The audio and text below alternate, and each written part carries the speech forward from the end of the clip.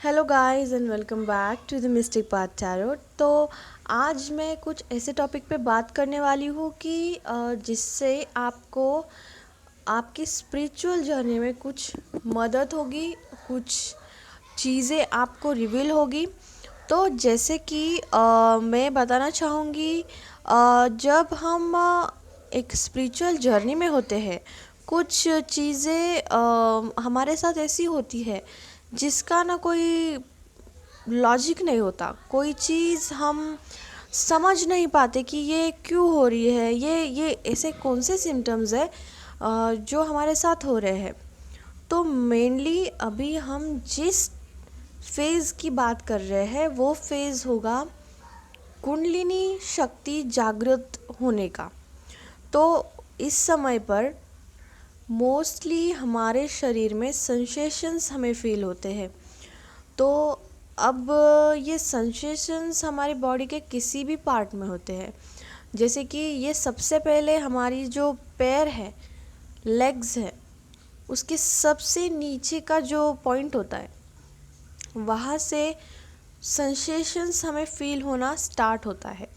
तो आपको अगर ऐसा फील हो रहा है तो it could B kundalini awakening symptom.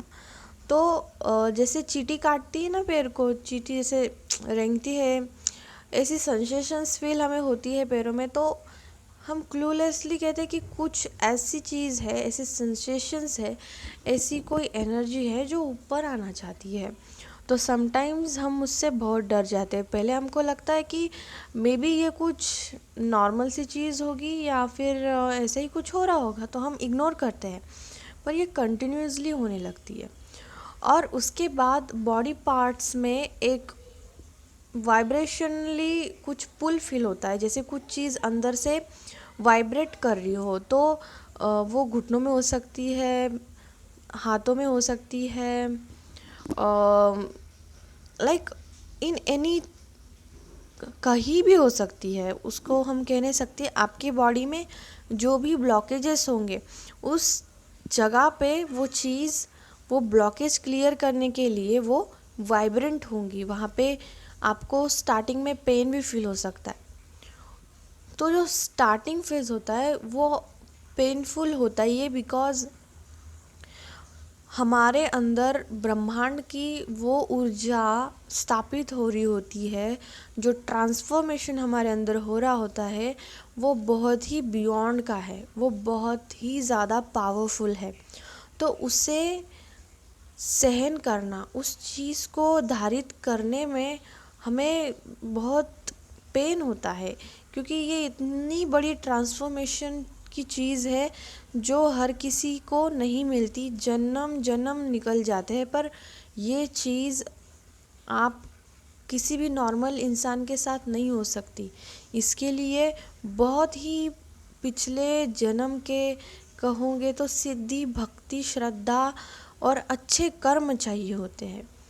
अगर आप किसी चीज़ की साधना नहीं कर रहे हो, आप किसी चीज़ का कुछ आपको इतना नॉलेज नहीं है, पर आपके साथ अगर ऐसी चीज़ें हो रही है तो it could be connected to past lifes. और आप एक ऐसी कोई पवित्र आत्मा हो सकते हो जो इस वर्ल्ड में कुछ ट्रांसफॉर्मेशन करने आई है, कुछ पर्पस से आई है। इसी वजह से आपकी ये कुंडलिनी शक्ति ऑटोमेटिकली जागृत हो सकती है, क्योंकि ये किसी भी नॉर्मल इंसान की कितनी भी चीज़ें अगर वो करे फिर भी वो जागृत नहीं हो पाती। ओके।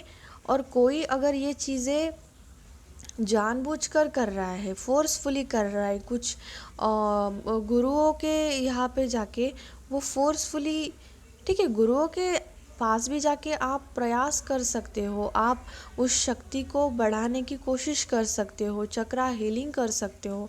और ये करना भी चाहिए, क्योंकि इससे हमारी स्पिरिचुअल ग्रोथ में बहुत इफ़ेक्ट पड़ता है और हम हमारी मुक्ति के मार्ग पर बहुत ही आगे बढ़ने लगते हैं।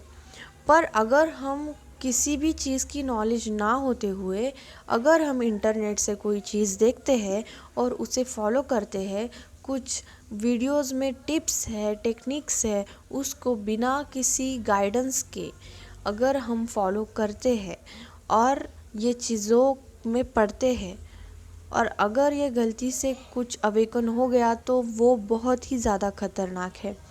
अब इसके कुछ गुड पॉजिटिव साइन भी है और निगेटिव साइड भी है, ठीक है। तो आपके अगर कुंडलिनी अवेकनिंग हो चुकी है तो इसके पॉजिटिव साइंस ये है कि आप एक बड़े ट्रांसफॉर्मेशन से गुजरते हो। आपकी बॉडी में ब्रह्मांड की ऊर्जा स्थापित होने लगती है, आप इनलाइटमेंट में आने लगते हो, ठीक है।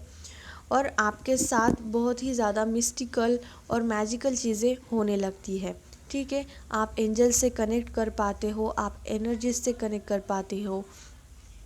आपकी जो सिद्धियां हैं पिछले जन्म की या अभी की, आपको पावर्स मिलने लगती है, ठीक है।